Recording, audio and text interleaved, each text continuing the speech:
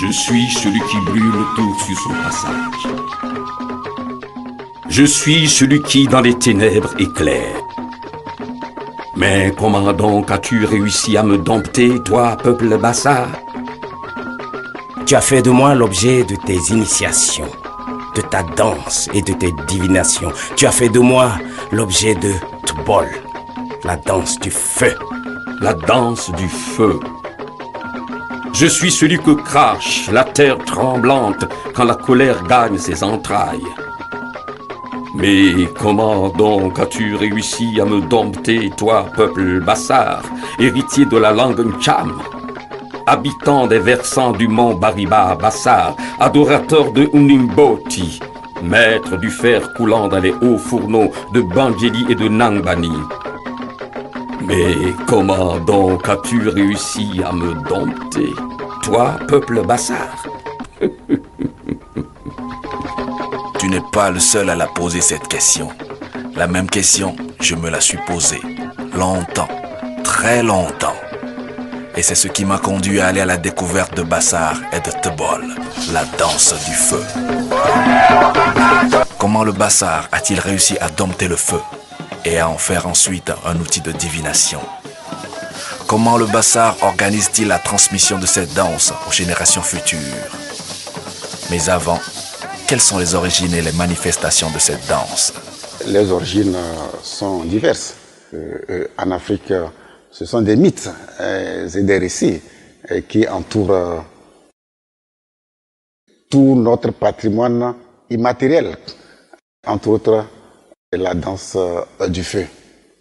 Bon, les origines, pour parler d'une façon très simple, remontent à la nuit des temps. Selon les mythes de fondation relevés ça et là dans l'espace Bassar, Tbol a été institué par deux chasseurs, l'un originaire de Pankessi et l'autre de Kankundi.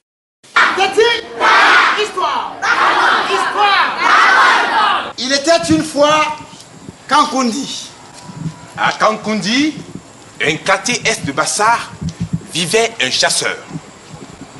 Un jour, pendant qu'il était dans la grande forêt, fusil à la main et à l'affût du gibier, il déboucha sur une place bien nettoyée et aussi large que la place publique de son village. Il s'arrêta. Soudain, il entendit des bruits de pas et des cris de poulet. Il alla se cacher dans un buisson. Il vit arriver un crapaud portant sur son dos des poulets de tout plumage, suivi d'un grand cortège d'animaux de toutes sortes. Les uns portaient de gros tambours à ganga et les autres avaient dans les mains des jambières en fer tuba utilisées pour danser le tbol et pour la divination. L'antilope rayé mâle dirigea la cérémonie d'initiation d'un jeune crapaud. Après donc la cérémonie qui s'était terminée tard dans la nuit, la danse tbol devrait commencer.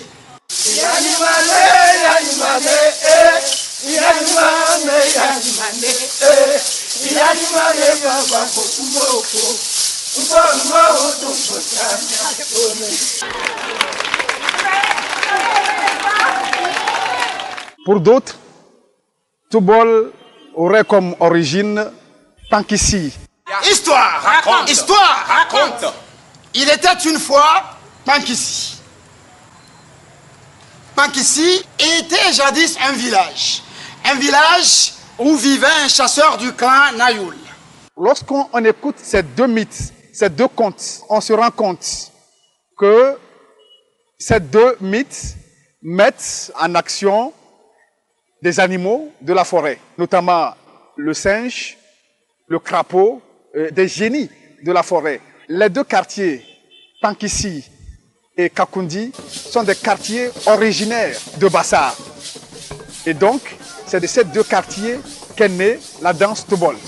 Au début, la danse se faisait uniquement que par des initiés venant de ces deux localités, donc Pankessi et puis Kakundi.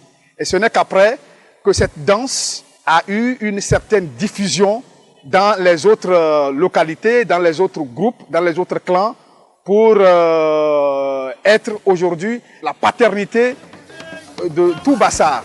L'un de ces mythes nous renseigne sur l'origine de la divination dans la danse Tobol, et l'autre mythe nous renseigne sur les étapes et les pratiques de la danse.